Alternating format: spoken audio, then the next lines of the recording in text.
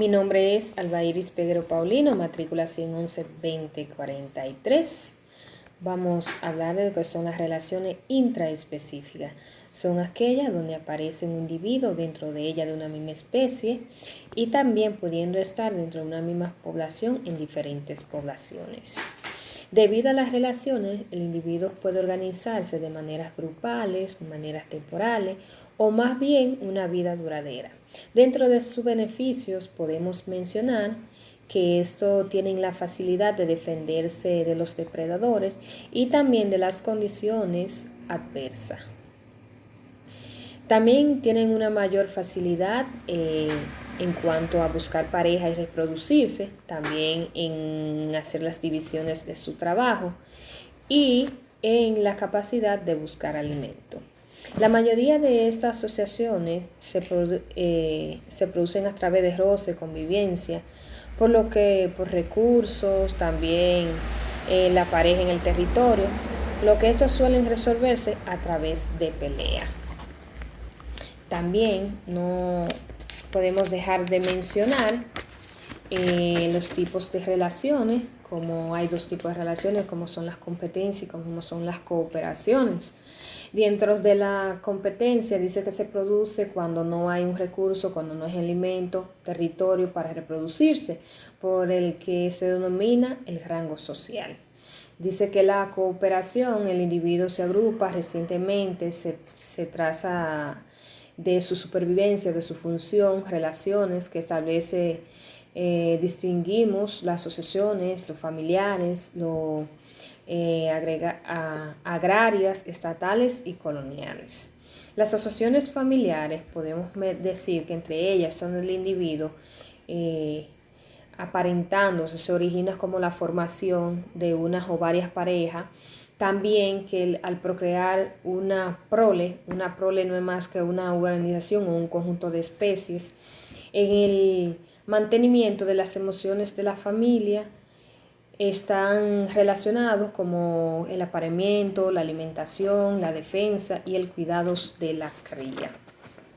También podemos mencionar como son dentro de los tipos de asociaciones de la familia.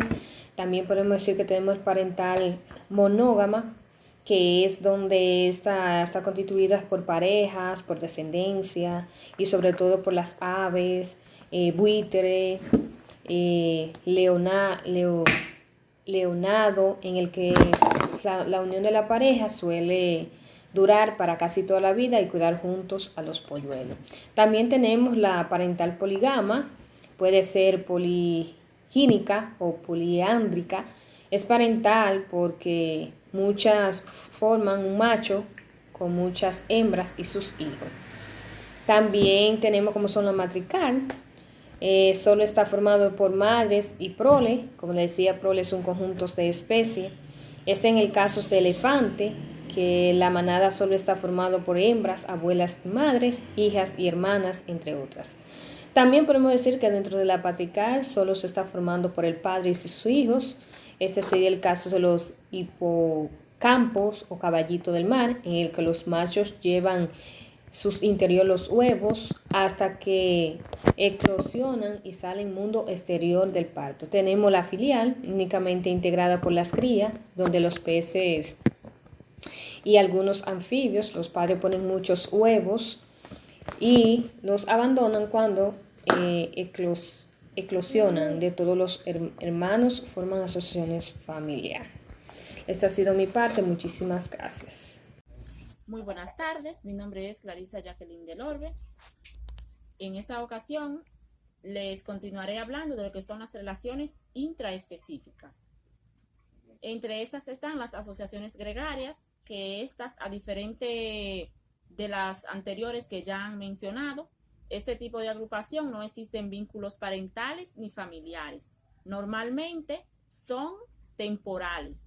Se produce por la acumulación de individuos en un determinado lugar, previamente transportado por el viento o por el agua, o por su propia voluntad, o pueden ser también luchando por su supervivencia. Es decir, que estos huyen para defenderse de sus depredadores. En este caso, podemos encontrar lo que son los peces, las aves y los mamíferos. En el caso del jilguero, estas asociaciones ocurren durante la época de abundancia de recursos. Para ellos es difícil comer todos al mismo tiempo, por lo que están más expuestos a la depredación. Cuando los recursos escasean, el bando se disuelve debido a las peleas internas por la comida. Es decir, que ellos se acaban con su vida uno con los otros para alimentarse uno de otros. También están lo que son las asociaciones estatales. Estas se refieren a la división del trafecto en la población. Los individuos que la conforman presentan diferentes morfológicas, revelando las diferentes funciones que desempeñan. Estas asociaciones son típicas en los conocidos insectos sociales, como las termitas, como son las termitas, las abejas, las hormigas. Estos no pueden vivir fuera de la sociedad que han creado. Un ejemplo de esta son las colonias de las abejas, que en una colonia pueden existir hasta 50,000 individuos, o sea, 50,000 abejas, que descienden de la abeja reina.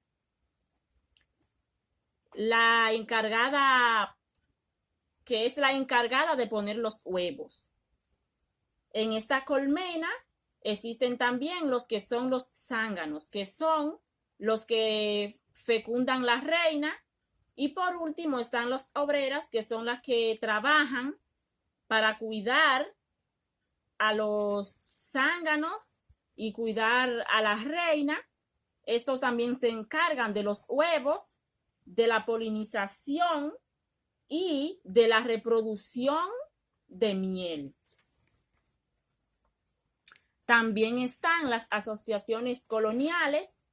Estas están formadas por individuos ozoides que están unidos físicamente entre sí y conectados por una serie de colmenas, por una serie de canales, aparentando ser un individuo. Se distinguen de varios tipos de colonias. Entre estas están las colonias homomorfas. En esta todos los individuos son zooides, son iguales. Es el caso de las machéporas, un tipo de coral capaz de formar estructura biogeológica como arrecifes y atolones e incluso islas. Están también las colonias heteromorfas. Los zooides presentan diferentes formas físicas. Esto se debe a una especialización de la colonia y resultante de la necesidad de división del trabajo. Las colonias de sifonóferos son un ejemplo de colonia heteromorfas.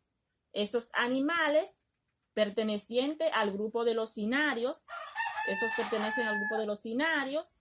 y presentan zooides de reproducción, alimentación y defensa, entre otros. Saludos, mi nombre es Félix Ramón Santos y le voy a estar hablando sobre las relaciones interespecíficas.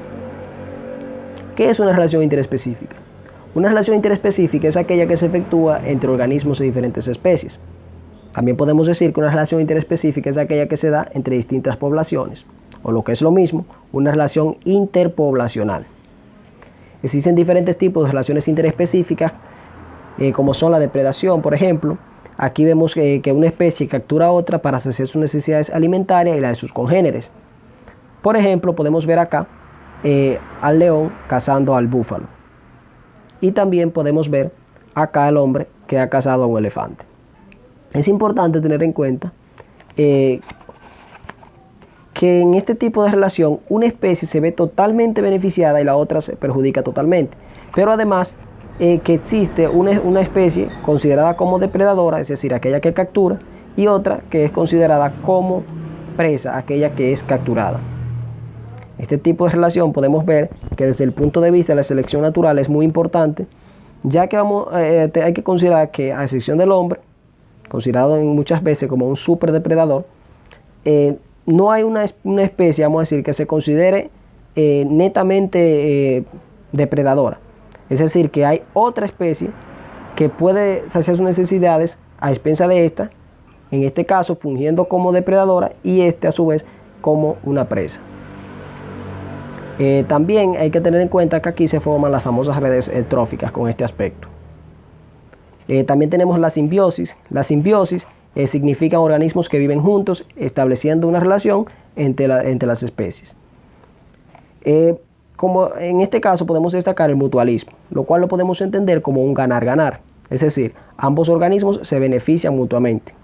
Como ejemplo podemos ver acá el pulgón y la hormiga.